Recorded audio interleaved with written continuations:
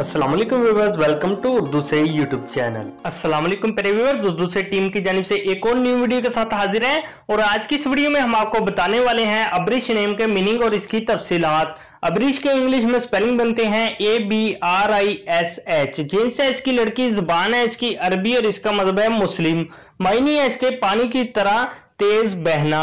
अब्रिश नाम का शुमार लड़कियों के नामों में होता है। अब्रिश नाम के अफराद के लिए खुशकिस्मत नंबर 8 माना जाता है, जबकि खुशकिस्मत दिनों में जुम्मा और हफ्ता शामिल है। खुशकिस्मत वाली धातों में हिस्सों के हिसाब से लोहा शामिल है। अब्रिश नाम के अफराद के लिए मुआफिक रंगों में नीला और काला रंग शामिल है। अब्रिश नाम के अफराद के लिए मुआफिक पत्थरों में नीलम शामिल है। अब्रिश नाम में 6 हरूफ है, ये एक लफ्ज बनता है। अपने नाम का मीनिंग जानने के लिए कमेंट बॉक्स में लिखिए, चैनल को सब्सक्राइब कीजिए, वीडियो को लाइक और शेयर कीजिए। Thanks for watching.